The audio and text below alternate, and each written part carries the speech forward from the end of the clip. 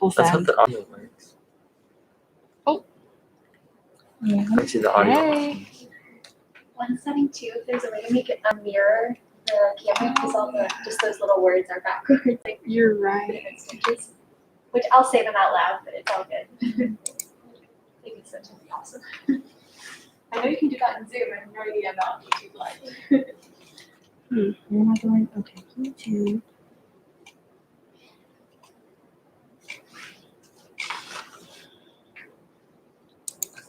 No idea what I'm doing.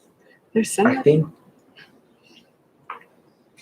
I don't think you can, to be honest. And I don't think. I know. Can you hear? Okay. That's good. That's good. Thank you.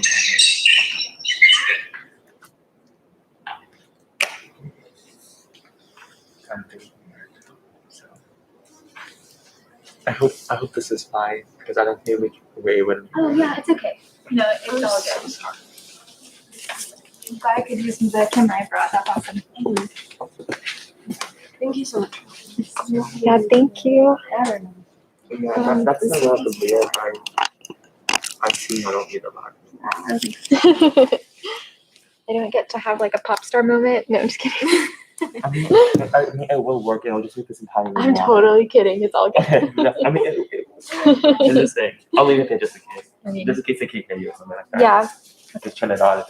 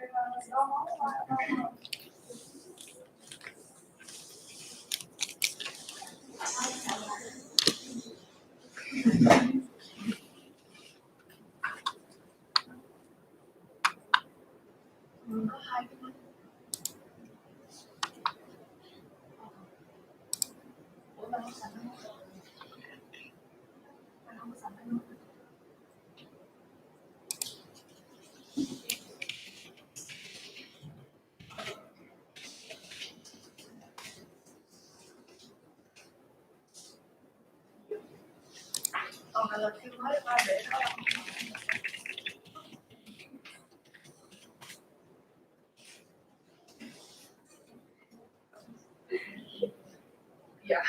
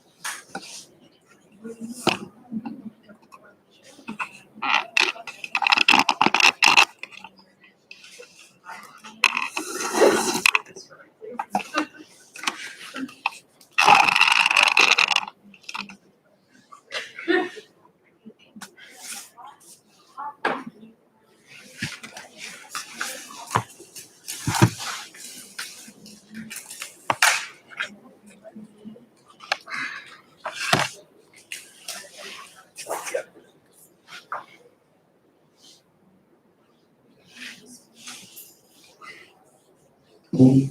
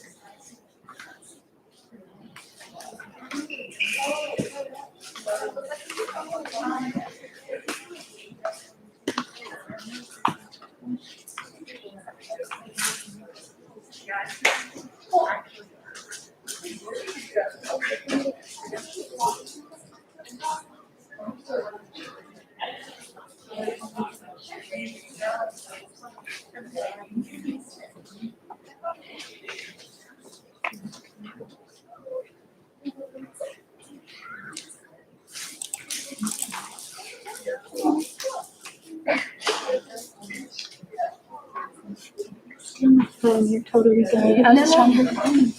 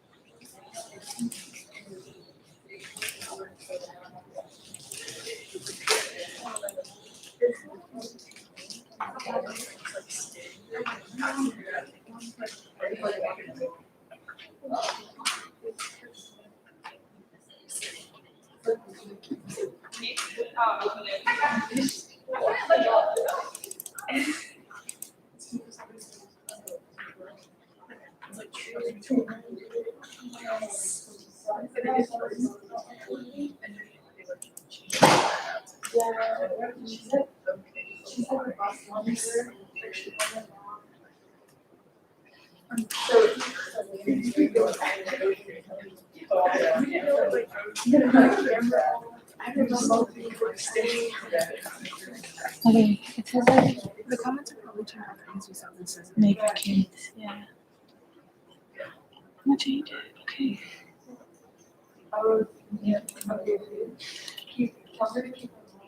Okay, now you should be able to see it. Yeah. click live chat. I'm gonna try to save first.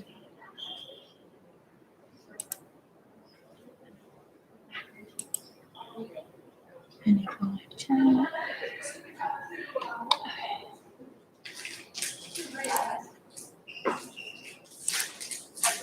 How do you look at it?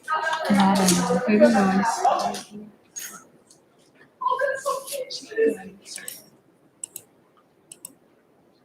Me trying to figure it out. Okay.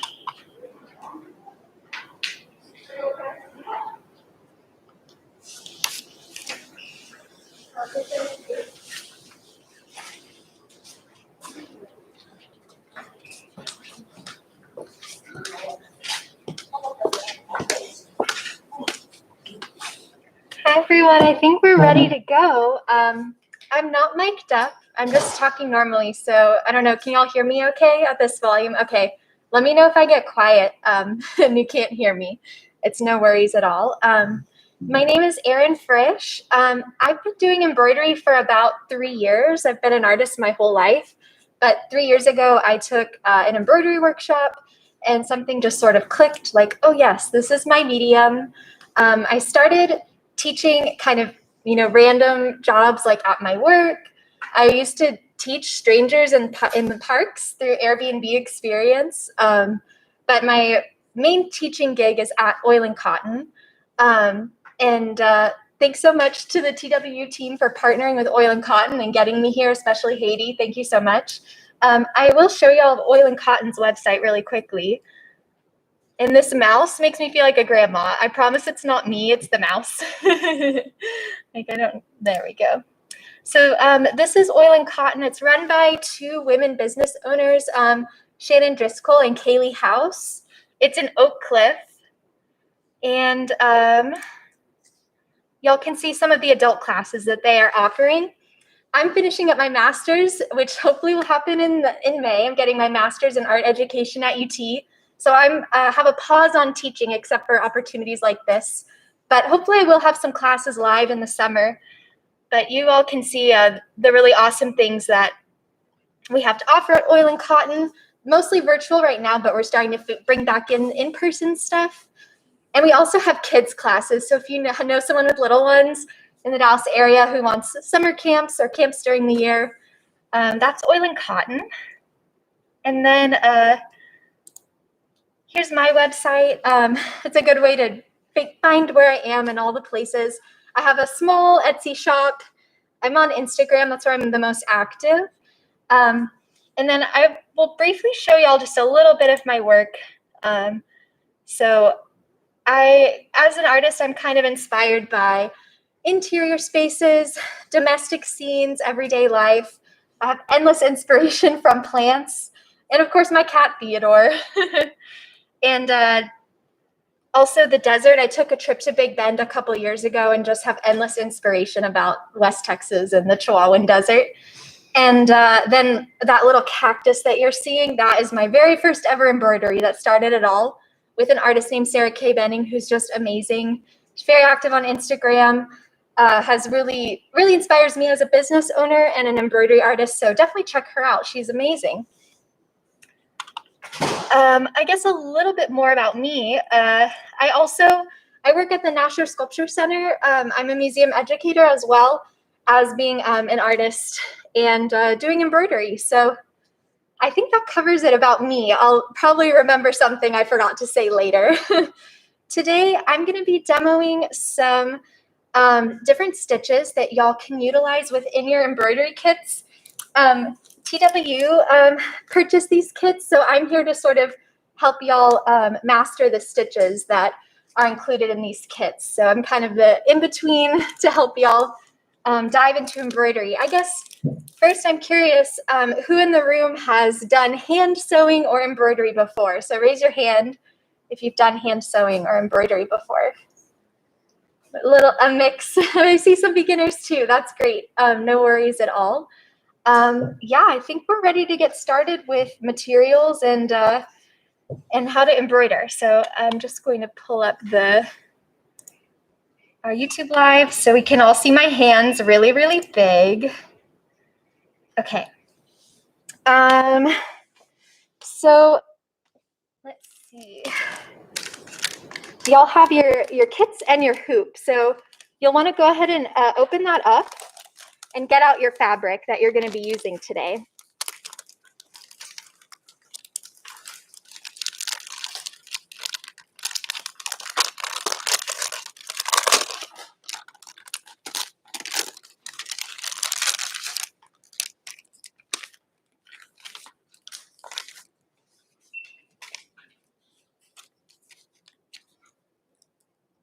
So the first thing you'll want to do is you'll need to put your fabric inside of your hoop. Thank you. So your hoop, the first thing you'll want to do is twist that top brass or metal bit, and then open it up. Yeah, mine's different because I brought it from home, but essentially the same thing. And what I always like to do is I put the inner hoop down first, and I set aside the outer hoop. And then I like to put my fabric down on top of that inner hoop. And I like to take my time here and get it really centered. So we're opening up our hoop, placing that inner hoop down, putting our fabric down, and making sure you like the placement of your fabric. And then you're going to put that outer hoop over top.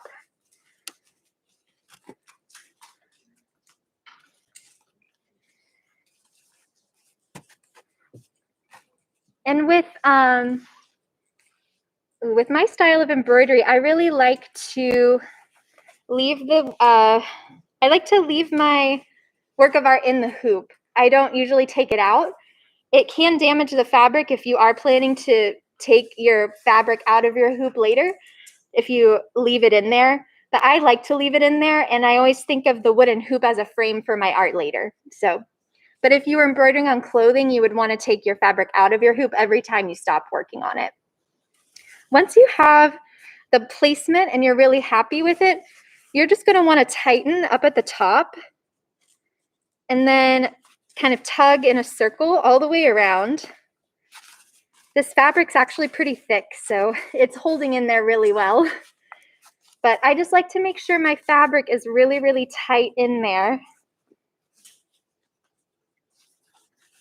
before I start stitching. I think that can be kind of a beginner's mistake, is that your fabric wasn't tight enough in your hoop, so your stitches are kind of loose once you're ready to stitch. And I always like it to sound like a drum when you flick it, which this fabric is really thick, so it actually, without a lot of tugging, it sounds like a drum. So it's nice and secure in there, which is great. And I'll just pause and kind of let people get to this point. Actually, looks like most of y'all are good. So we're ready to start stitching. And I only have an hour with y'all, so I'm going to demo as many stitches as I can. I'm not necessarily going to follow this design. Instead, I'm going to show you some stitches, and then I'll show you all where you can like implement those in your the patterns that you all have. So yeah, first off, you all can decide, I guess, what color you want to use to start with. Let's see. Let me see if there. I'll show you all an example. So I'm going to start off with the simple stitch. In this pattern, that's kind of just these straight lines that we see. So if y'all want to start out with the simple stitch along with me, you can find some examples where you have some straight lines. So maybe like the top of your potted plants right here. There's also the simple stitch over top, but you would have to stitch that underside first. So you can look for places where you're just looking for that simple stitch. And pick out what color you want to use first. I'll start out with just an orange because I just have my sampler here. And I'm going to start out by pulling an arm's length of floss. So I think that's kind of a good beginner's length. You all might already have a standard length in your kit, I'm not sure. But whenever I'm pulling fresh, that's just a good workable size to have. So in embroidery, the correct way to thread your needle is to split your floss. Like you're splitting your floss into multiple threads. And this is the technically correct way to do it. I'll just demo it once so y'all can see. But after that, if you want to thread your needle a different way, you totally can. But embroidery floss, traditionally it has 6 strands of thread in it. So I'm going to separate out 3 and 3. So I'm going to split my floss in half. So I'll pull that really close so y'all can see. I've got 3 on one side and 3 on the other. And what's really good is if you hold it over the side and let it dangle while you're pulling this apart, but I'll keep it on the table so y'all can see.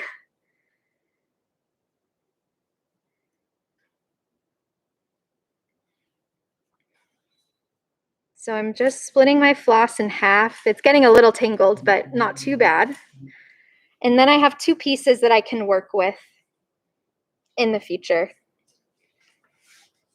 I'm going to move on to threading my needle, but does anyone have questions so far about splitting your floss?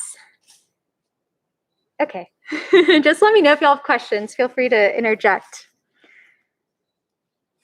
It's hard for me to see usually I'd be watching everyone's hands and seeing what they're doing, but I can't from all the way up here. So I'm ready to go ahead and thread my needle. Oh, and you guys have a needle threader. So we can use the needle threader, which is not something I usually use, but I'm excited to use it. So I have my split floss, so it's 3 strands, like a half thing of floss. I'm going to insert the needle threader, this metal part, through the needle. And then I'm going to insert the floss into this metal part as well. Yeah, and welcome newcomers. No, you're fine. So I have my needle threader halfway through the needle. I put the floss through the needle threader, and then I'm just going to pull. And that will thread your needle for you, which is really convenient. I honestly don't usually use those. I might have to change that in the future. And since we split our floss, the way I'm going to tie a knot is I'm going to tie a knot at the very back. So I'm going to fold my floss in half and tie my knot back where my backhand is over here. So it's completely folded in half with the 2 ends meeting. Let me make sure they're meeting.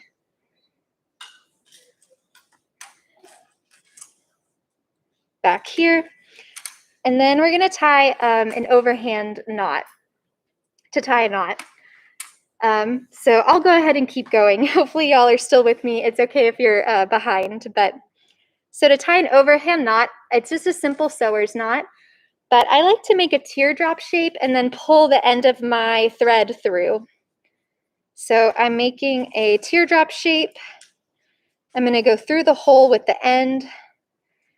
And then I'm going to pull on that end, and I'm going to try to move the knot close to the end just to conserve thread. So yeah, it looks like that. And there are some random stringies left over, and I'm going to snip those with my thread snips. And I forgot to say earlier, I love using thread snips. These are like a Japanese style of scissor where you don't have to put your fingers through, unlike European scissors.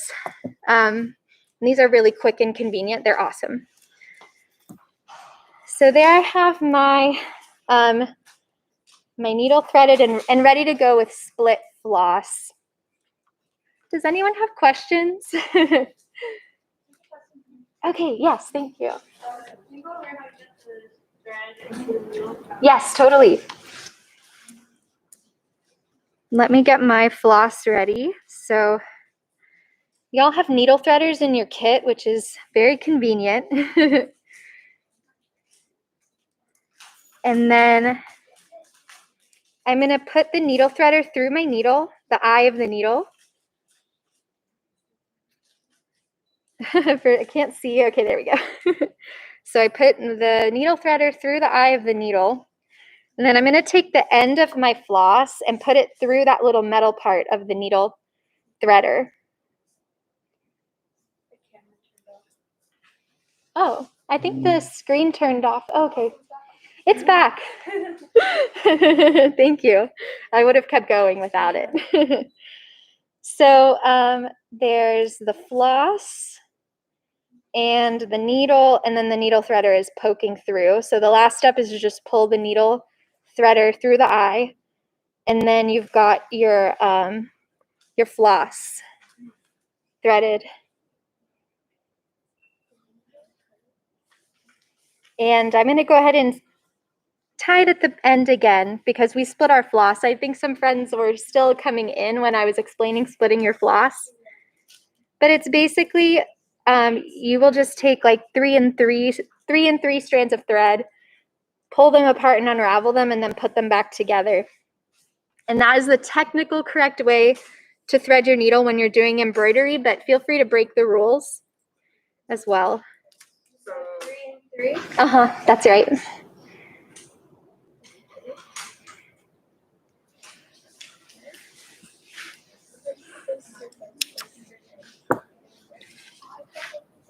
Any other questions? I'll pause for a second.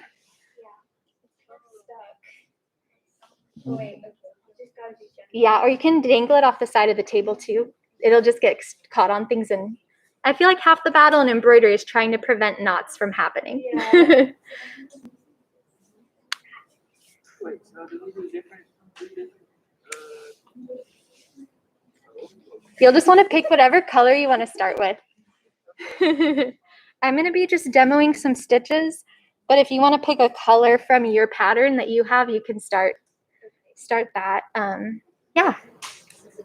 Okay, I think I'm going to start demoing some stitches. So I know my text on here is backwards, but this first one is the simple stitch. And I mentioned earlier, that's anywhere you see a straight line. So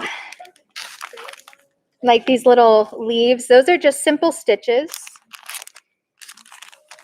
And on the plant, really long ones.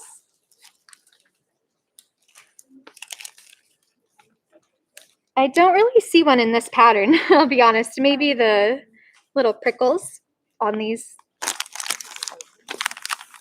And then same here, maybe those little prickles coming off.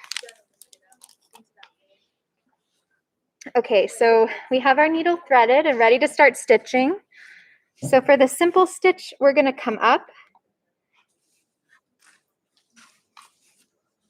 from the back, pull all the way through, and then we're just going to come back down.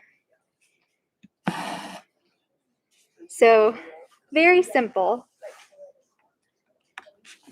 Coming up from the back,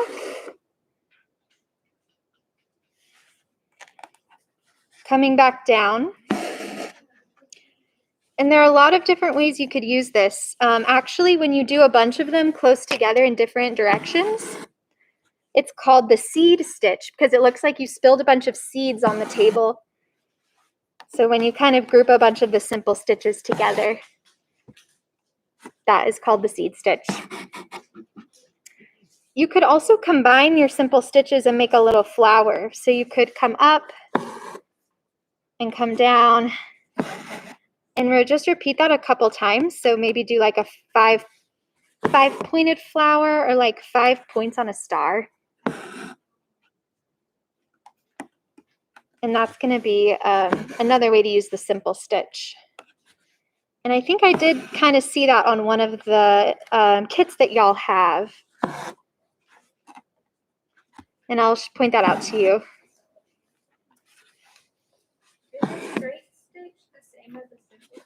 I think so, yeah.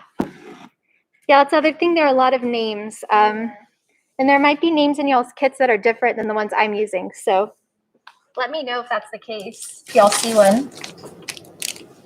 Let's see. I want this one. So the way that they made these daisies is they're all simple stitches. I think if I took it out of the wrapper, y'all might see better. But for those that have the pattern,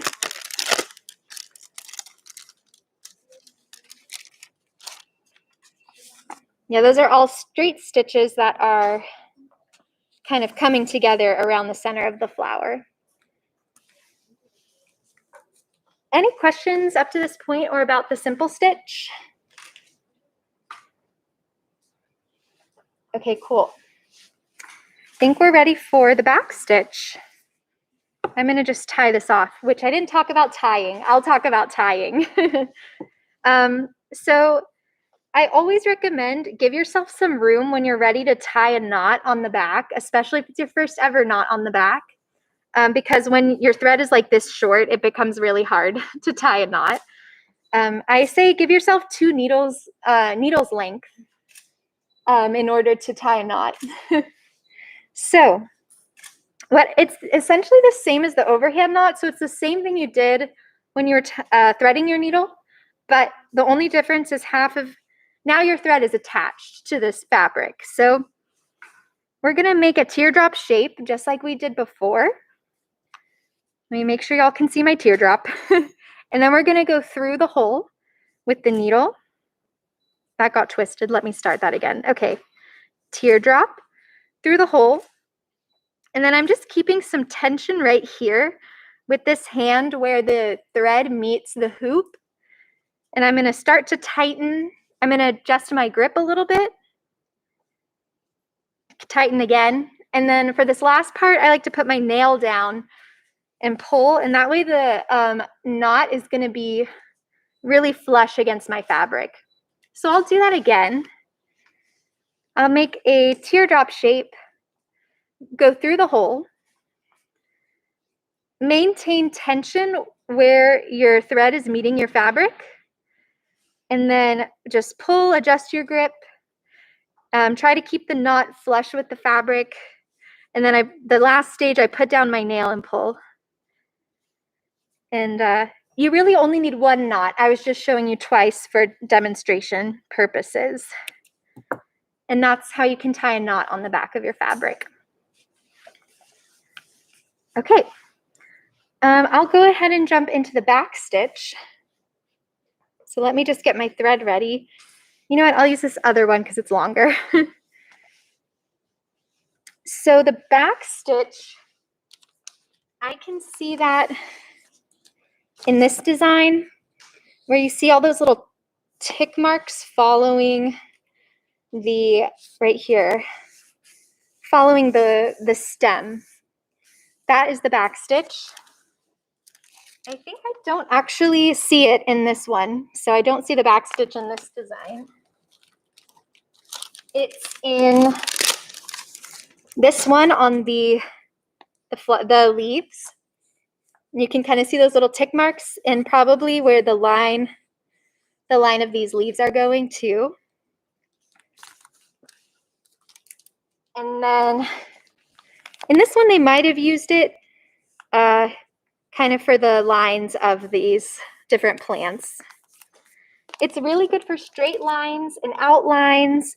It's really good for text if you're doing just like cursive text or any kind of text. So for the back stitch, we're going to come up from the back.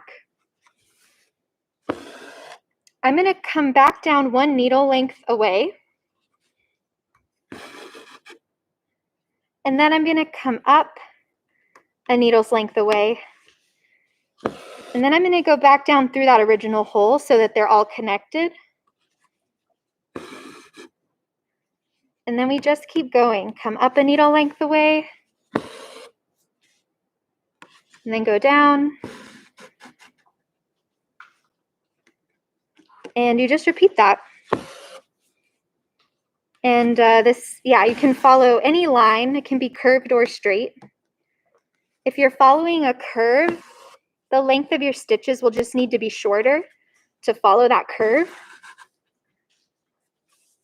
But that's the back stitch. I'll do it one more time because I think the most confusing part is this when you start. So to start, you come up from the back. And then you come down 1 stitch length away. So you start off with a simple stitch. And then you switch directions where you come up a stitch length away and you're going back down through that original hole. And then just repeat.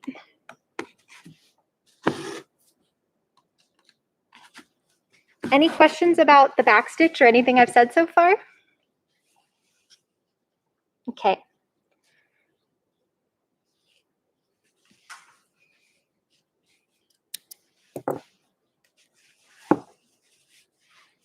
So I would say those are probably the two most beginner stitches we're going to learn. The next two are going to be more intermediate. You know what? And I left one off of here that I meant to show y'all, so I'll add that one as well. Another intermediate one. Okay. Yeah, we should do that one next. Let me grab a pen really quickly. Let's see. Maybe over here. I'll try to write it down here just so people who are visual can see.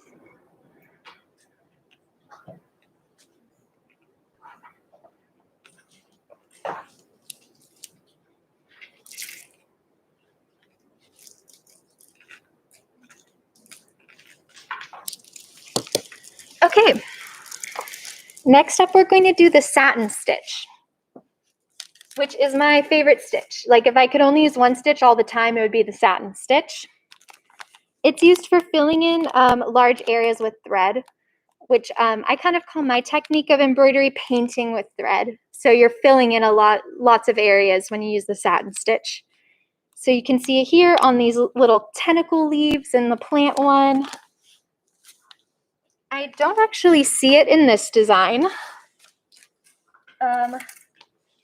Or this design. But for the flowers here, they are using the satin stitch. So anywhere they're filling in a big shape with lots of stitches. So let me go ahead and thread my needle. Just take 1 second, and then we'll get started with that.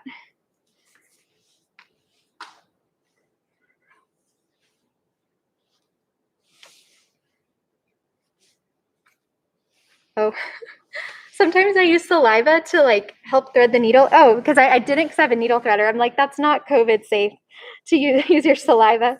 I had to stop myself.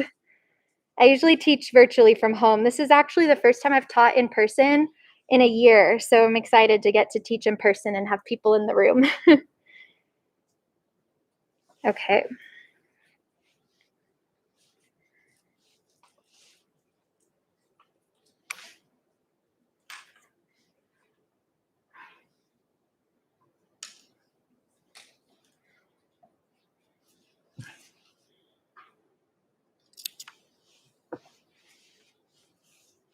So I'm going to hop down here and do the satin stitch. So with the satin stitch, you want to think about the direction of your stitches. And that's kind of ties into creative mark making. That's what I love about embroidery is like the direction of your stitches is the same as if you were drawing with a pen and the like direction your strokes are going. It's the same idea. So sometimes I'll even draw like, oh, I want my stitches to go in this direction. And in this case, I think I'll have them go like a chevron shape. But you can use a pen even to draw the direction of your stitches, and that will help you keep them even if that's what you're going for. So the satin stitch is a lot like the simple stitch, where it is a bunch of simple stitches all together. So I'm going to come up from the back, and since I have a design here, I'm going right outside that line so that my stitches will cover up the underdrawing that I have. And then I'm going to come back down on the other side. So that's just a simple stitch. And we're going to do that over and over to build up the satin stitch. So I'm coming up the same side that I started on. You can either alternate or do a big loop, but I usually do a big loop. I'm going to come down on the other side. And we're just going to repeat that. I'm coming up the original side and coming down on the opposite side.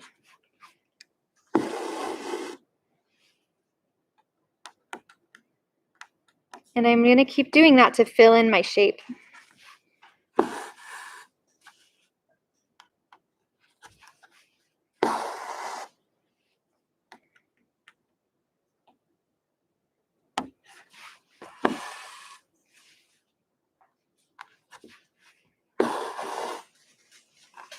And I would just keep going until I got to that tiny point, and I would do a tiny stitch at the top.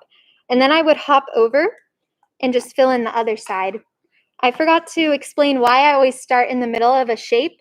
It's the same reason to make sure my stitches are consistent in the same direction.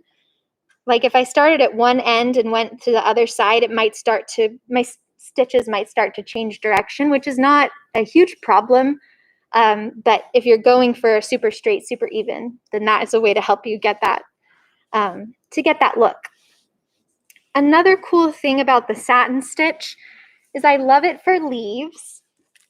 So y'all might notice on this design, there's a little bit of a ridge in the middle of the leaf. And it's on a couple of the other ones too, where you can kind of see a line right there in the middle. And the way you get that is by splitting the shape in half and having two different directions of stitches. And you get this cool, it looks like the little middle vein of a leaf. So I'll show you how I like to do that as well. So I've already drawn the direction of my stitches. I kind of want them to make a V shape. And I'm going to start in the middle again, come up on the outside, and now I'm going to go down right to that center part. And I'm just going to focus on half of my leaf. I do tend to jump around when I do this stitch, just however my heart is feeling in that moment.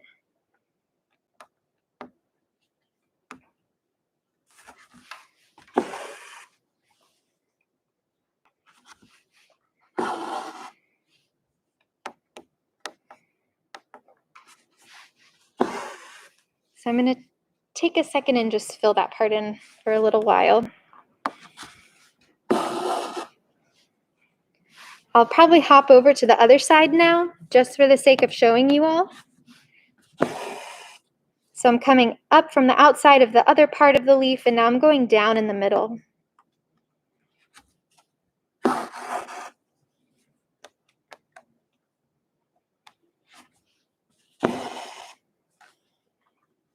So coming up from the outside, going back down in the middle in that other direction that I had kind of drawn earlier. And I'm just going to keep doing that for a little bit so you all can see it, what that looks like. The only bad part about splitting your leaf in half, it means that you'll have twice the amount of stitching to do. So it's more time consuming, but you do get that cool ridge down the very center.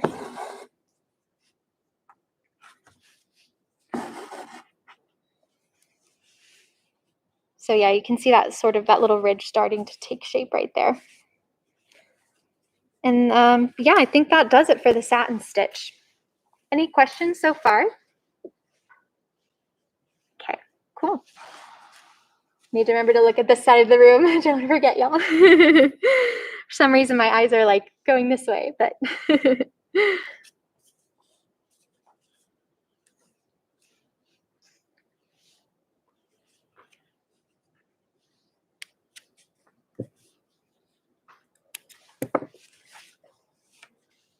Okay. Next is the chain stitch, which satin stitch probably might be a beginner stitch as well, but now we're starting to move into an intermediate stitch. And the chain stitch looks kind of like a chain.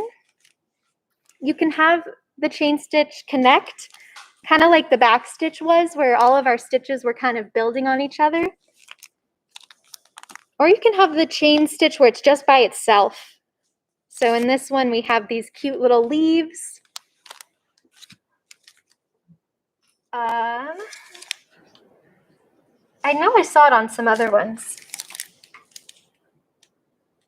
Let's see. Yeah, you can do these little daisies with the chain stitch where they all meet in the middle. And that's actually what's on my mask. I embroidered daisies on my mask, if anyone gets close enough to actually see. So yeah, and when you make a daisy, it's called the lazy daisy. You can call it the lazy daisy stitch, which is very adorable. So yeah, I'll go ahead and show you all the chain stitch. Let's see. I think, yeah, I'll just do it maybe separate, like it's a lazy daisy. So I'm coming up from the bottom. I'm coming down right next to where I came up, but I want to leave a little loop of thread. So we're kind of letting this thread chill here on the front. And then I'm coming up 1 stitch length away, however long you want the loop of your chain to be. And then I'm going to catch my loop and pull, not too tight, but just enough so it's sitting there firmly. And then I'm going to come right back down the top. And then we've got a cute little chain stitch right here. I will use my needle sometimes to kind of fluff it out a little bit. So if we're doing a flower, you would come up right next to it again. And then come back down, same place or close by. Leave that little loop. Come up the back. 1 stitch length away, or however long you want those little loops to be, your chain, and then we're coming right back down. Whenever you have these really tiny just up and down stitches, like a simple stitch that's really tiny, it's called a tacking stitch, kind of like a thumb tack that you'd have on a bulletin board. So it's just a little tacking stitch that's holding it down. So I'll finish off this flower. We're coming up, right back down nearby, and then leaving some loose thread. We're coming up, catching that loop. Might make sure it looks okay. Fluff it a little. Okay, and then I'm coming right back down on the outside of the loop. And I'm running out of thread, so I'll just do one more. It'll be a four petal flower. So up and down. Come up the back, catch the loop. We pull it taut, and then come right back down. And so there's my little flower. I'll just tie it off on the back.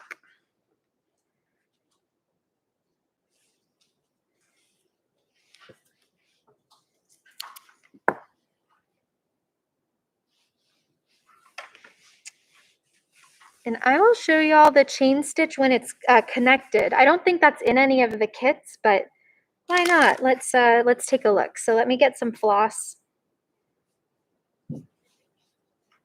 And I'll show y'all the simple way to thread your needle if you really are not into splitting your floss. If you're like, I don't like this, it's not cool. So for our friends that want to try not splitting the floss, we'll just cut the length of your thread. And then I'm going to get ready to use my needle threader.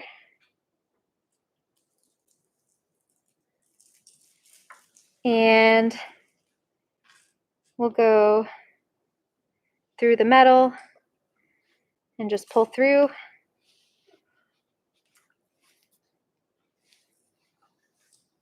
And then I'm just going to let this little bit of thread dangle, and I'm tying a knot on just one end that's over here.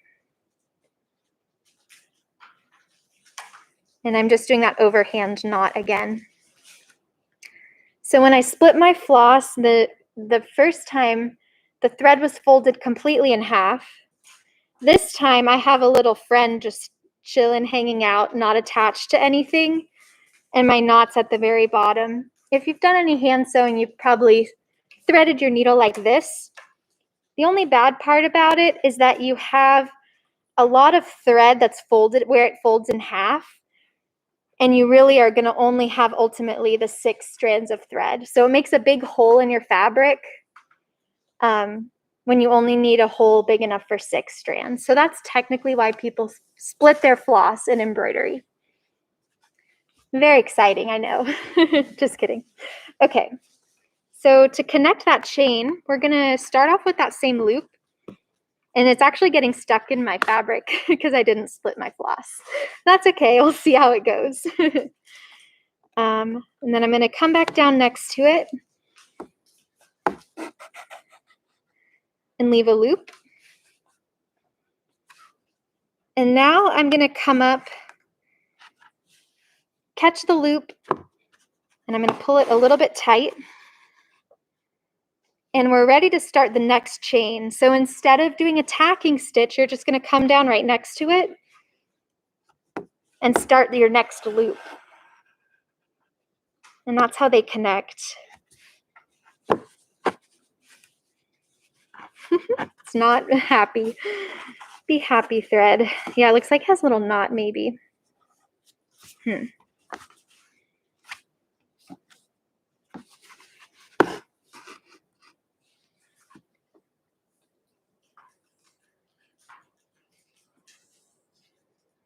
Yeah, there's a sneaky little knot somewhere. I'll just leave it for now. It's all right.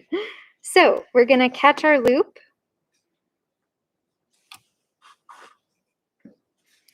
Oh, and my loop got kind of twisted, so I'm going to undo that. It wasn't laying perfectly flat the way I wanted it to.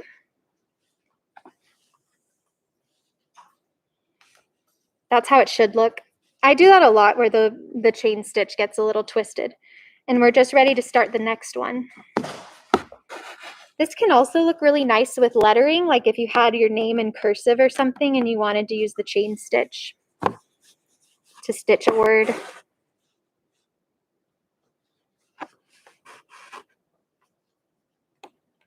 Okay, I'll do one more and then we'll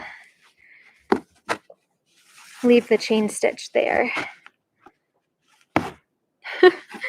There is a knot that is not happy with me. Okay. There we go. Okay. So I'm going to catch this loop that looks kind of messy, but that's okay. This way, I think. Maybe it was the other way. Yeah, that looks right. Okay. When we end the chain stitch, we do that little tacking stitch. So we just come right back down, pull, and then it's complete. And I will always take my needle and kind of fluff it a little so you can see those chains. Oops. And then we're ready to tie on the back.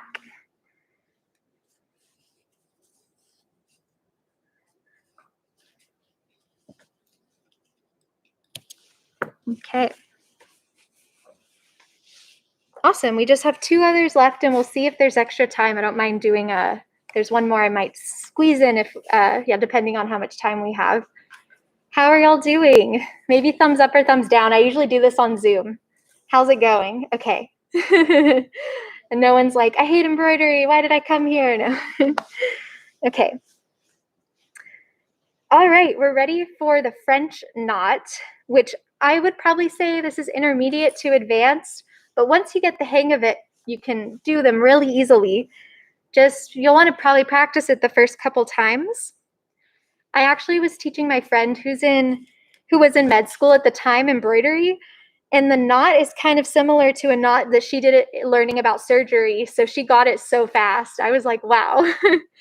So if there's any doctors here, future doctors in here, maybe y'all will be good at the French knot. And I am going to snip off that knot that was not very happy. Let's see. Ooh.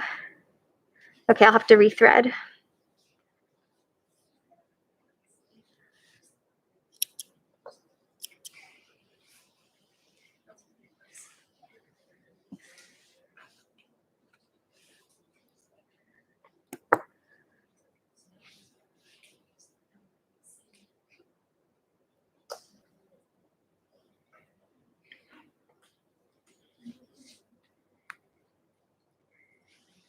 Okay, let's see some French knot examples. I think all of them have it.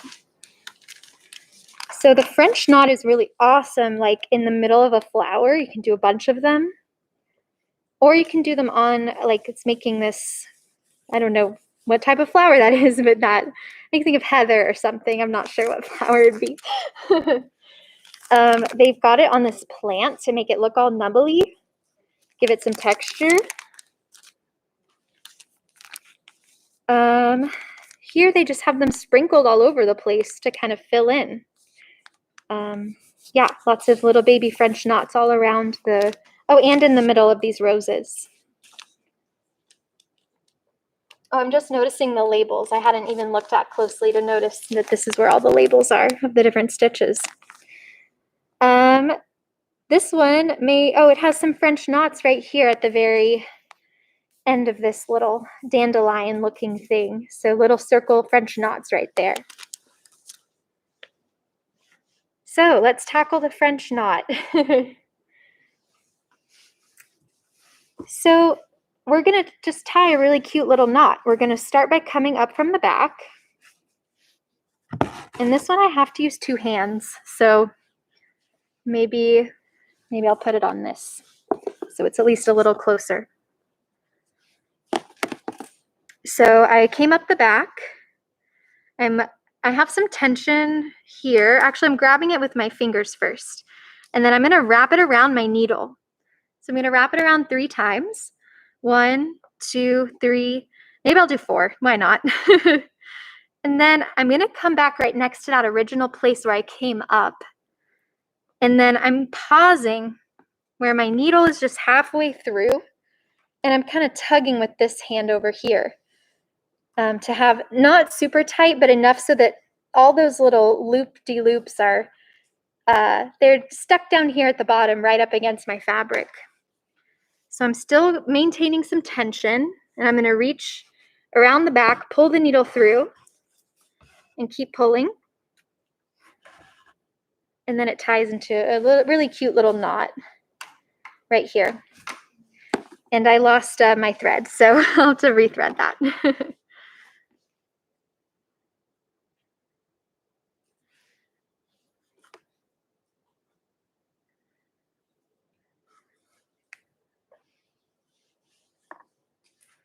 Okay, we'll do it again. So coming up the back, and then I'm going to wrap the thread around my needle. You can experiment with the number of times, but I'll just do 4. 1, 2, 3, 4. Coming back down. I'm pulling and maintaining tension so that it's gathering right at the bottom. And then I'm going to pull through. And there's our little French knot, our little friends. I'll do it again, just one more time. So we're coming up. We're going to wrap around. 1, 2, 3, 4. Coming back down, pushing the needle halfway through. Pulling right here, so there's a little bit of tension, but not too much. And then we're going to pull the needle through. If you had too much tension right here, your needle would not be able to go through this bunch of thread. So that's when you know you're pulling too tight. So we pull the needle through, and we have our sweet little knot. These are very cute accents, but they are a little bit fussy. I tend to like the simpler stitches rather than the ones that get overly complicated, but that's kind of what defines like your style of embroidery. So once you've learned different stitches and experimented, you can kind of figure out which ones are your jam and which ones you're like, no, I don't like that one. Oops, there we go. Okay, so that's the French knot. I will also say, if you need to do the French knot later, there are tons of YouTube tutorials. You can just YouTube French knot and you'll be able to find it. Okay, the last one is woven wheel. And then if we have time, I'll do one more. So let me get a fresh bit of thread.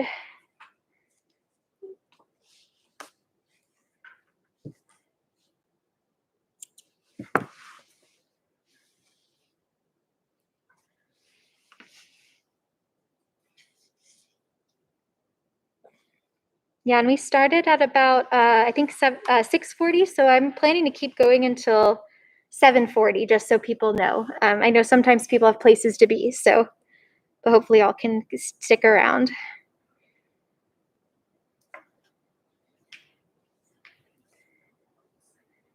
Okay, tie a quick knot.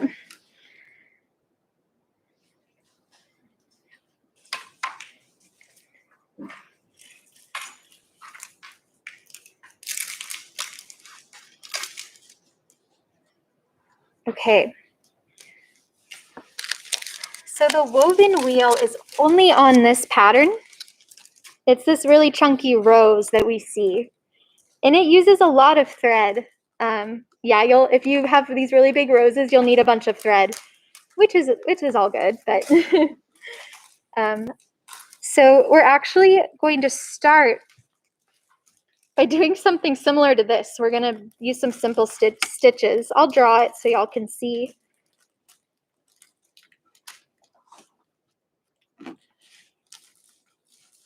It's good at this stage if these lines are all the same length, and that's something I struggle with because they're usually different lengths when I do it. So we're going to make this little star, and I'm just going to start with the simple stitch coming up from the top and then going back down the middle. So we're going to have a 5-pointed star.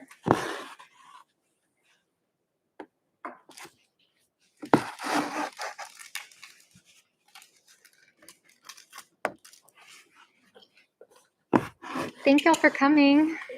Yeah.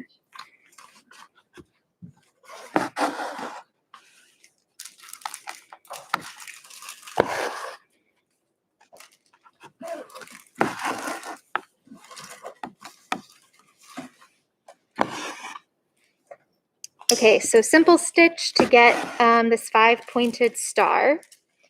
And then we're literally going to weave our thread. And I'm going to peek at my notes because this isn't one I do very often, and I'm second guessing myself. But let me double check the very first part.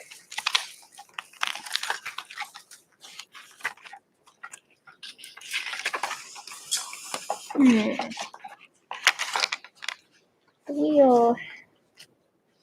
Thank you. Bye.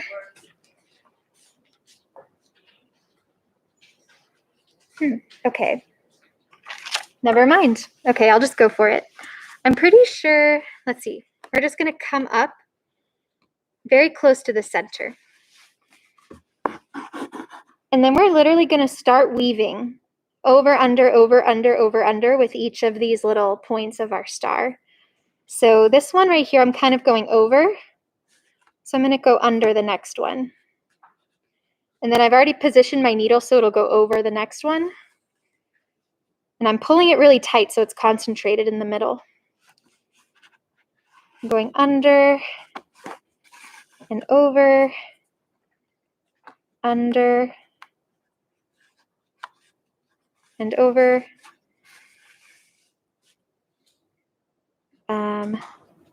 Under and over. So I'll just kind of keep that going a little bit so y'all can see it take shape.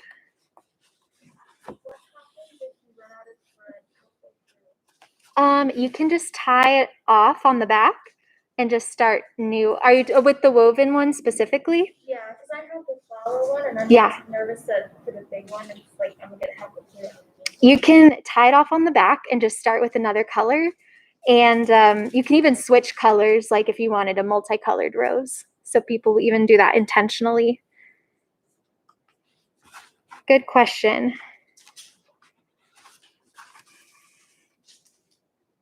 So I'm just going to keep going over, under, over, under. And I think it's probably good if it's an odd number of little star, like your star has an odd number, so like 5.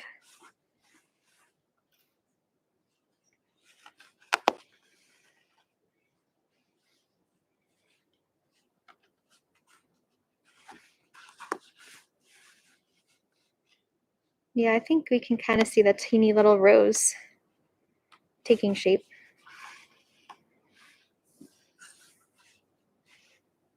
And I think if you make a mistake, like you go under, it won't be a huge deal. Like you can just keep going, or you can like pick out your stitch and start over.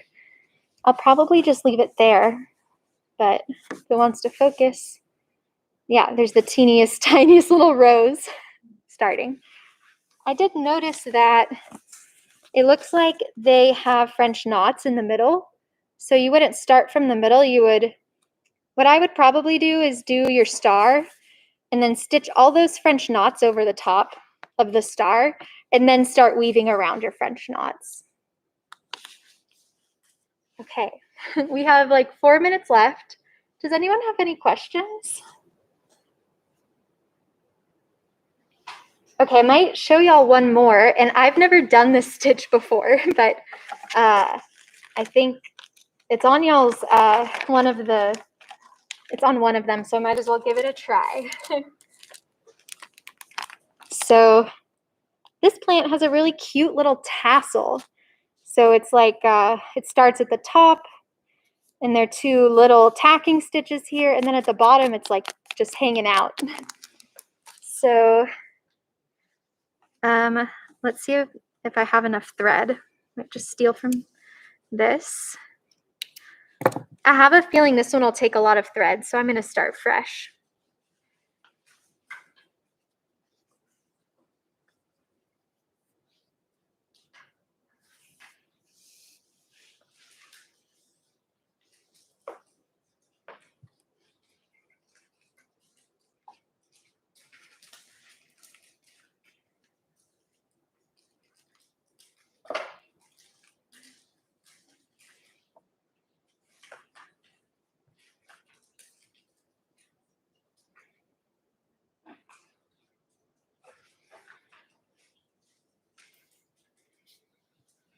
Okay. Alrighty, so for the tassel stitch, you're going to kind of define a point that's the top of the tassel. And then we're going to come up there.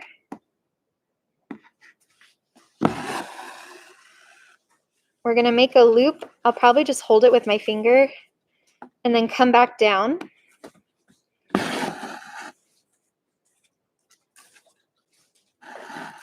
And I'm just going to hold that. And we're going to do that a couple times because we want a chunky little tassel. So probably do it at least 3 times. Holding it with my finger.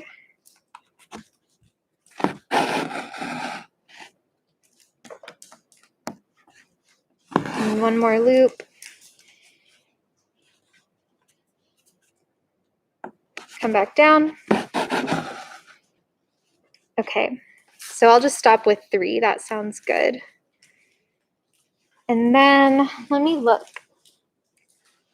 They have stitches at the top and a little bit ways down. So maybe I'll do the ones that are a little ways down first. I'm coming up behind and just making a loop, a simple stitch to catch those. And I'll just add probably 3 right there.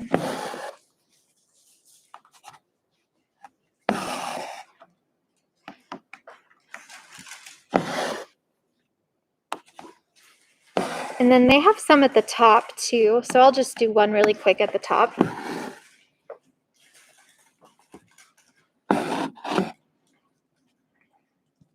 And then we just cut this loop. So we can just take our scissors and cut it. And then your leftover thread are loose like a tassel. So yeah, that's really cute. Let's hear at the bottom of this one for people that have this design. Okay, yeah, that about does it. If anyone has any questions, please let me know. Thank you so much to TW, Heidi, and everyone on the programming team. It was really great to be here. You can find me on Instagram. It's my name, @ErinFrisch. This is backwards, but I'll hold it up. You can find Oil and Cotton on Instagram. I work there, so I also teach children's classes. I'm just very involved with them, and I think they're amazing. Or if you're not on Instagram, our websites are here too. Just erinfreshstudio.com, oilandcotton.com. And it was so nice to be here with y'all today, and thanks so much.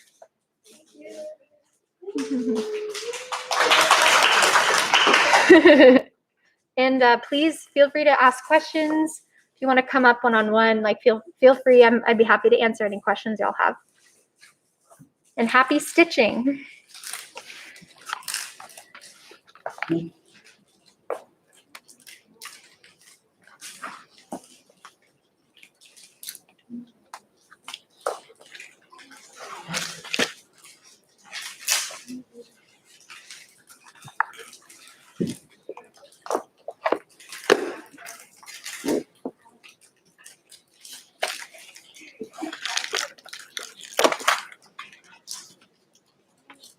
Oh.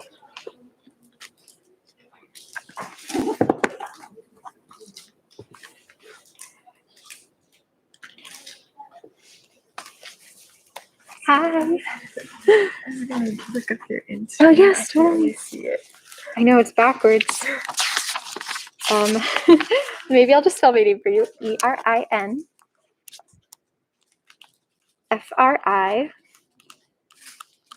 ErinFrischSch. Oh, there we go. Found it. Oh, Yep, this that first one. Yeah, perfect. perfect. Thanks so much for being here. I hope you enjoyed it.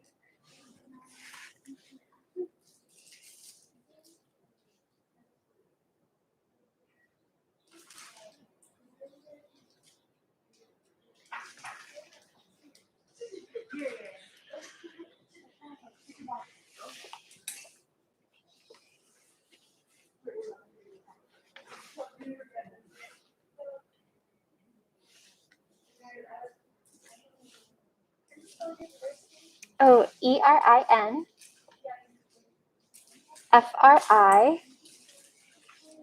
ErinFrischSch. It's my face with a blue background. It's my profile picture. That's so lame. Classic Instagram, though. Thank you so much for being here. I was just wondering, are you guys posting this since it's going? We are, but I think we're going to take it down within 24 hours. But if you go to my website, I have a botanical embroidery video series where we do a Texas red oak sampler, and most of the stitches are on there. So not all of them are on there. Okay. But yeah, we are going to take it down after 24 hours just because it's like, yeah, we just wanted it to be live for a short period of time. But yeah, good question. You're welcome. Thanks so much.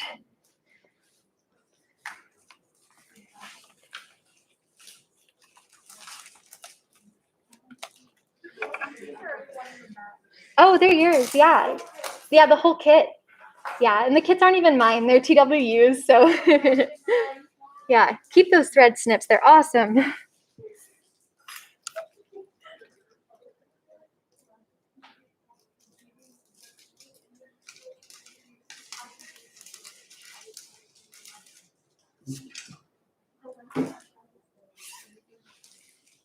Have you done embroidery before? Cool. I just started doing some little kits last year. Nice. I haven't done a whole lot, but Yeah, well, you have to start somewhere. yeah, I think it's so relaxing. Yeah, it's really meditative. Yeah, I'm one that has to have their mind keeps having to do something. Like I can't just sit there and do nothing. So, Totally. it helps. Yeah. So yeah, I definitely getting my master's, being a student again. I'm like, oh my gosh, the stress and just sometimes your mind is racing. You're like, okay, I need to stop. Yeah. What's your name? Jessica. Okay, cool. I'll follow you back on Instagram. Okay. Yeah. Thank you.